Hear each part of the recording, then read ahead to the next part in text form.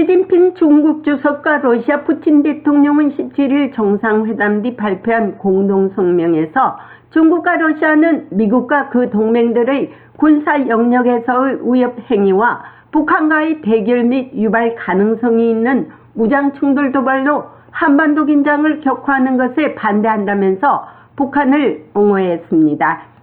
중국과 러시아 정상은 또한 북한에 대한 위협과 제재, 탄압 수단을 벌이기를 촉구한다고 밝혔습니다. 미 국무부는 이에 대해 중국이 양손에 떡을 쥘 수 없다는 것을 밝히면서 유엔 안보리에서 말한 것과 달리 중국은 양다리를 걸치고 있는 것에 대해 불만을 표시했습니다.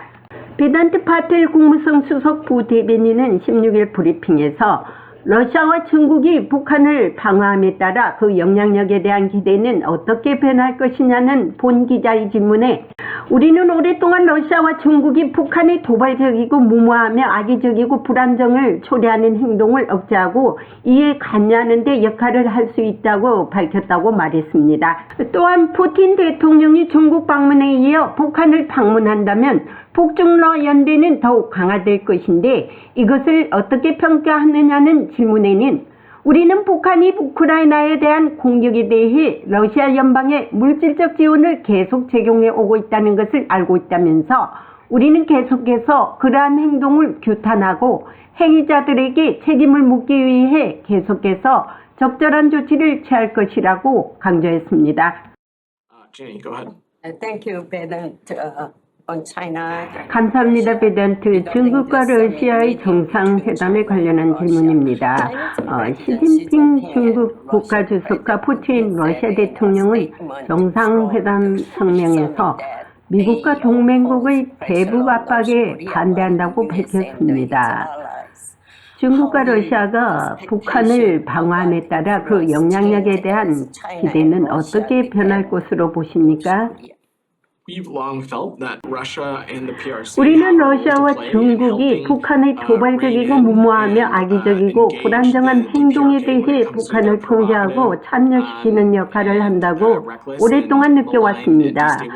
우리는 러시아와 중국이 양자관계를 통해 직접적으로 그리고 안보리와 같은 다자 포럼을 통해서도 이를 수행할 수 있는 능력과 경로를 갖고 있으며 북한과의 관계를 갖고 있다고 믿고 있습니다. 푸틴 대통령이 중국 방문에 이어 북한을 방문한다면 북한과 중국, 러시아의 연대는 더욱 강화될 것으로 보입니다. 이것을 어떻게 평가하고 있나요? 그러므로 나는 이것이 북러의 단결이 더욱 강하느냐 아느냐는 문제가 아니라고 생각합니다. 우리는 북한이 우크라이나에 대한 공격에 대해 러시아 연방에 물질적 지원을 제공해왔으며 계속해서 제공하고 있다는 것을 알고 있고요. 그래서 우리는 계속해서 그러한 행동을 규탄하고 행위자들에게 책임을 묻기 위해 계속 적절한 조치를 취할 것입니다.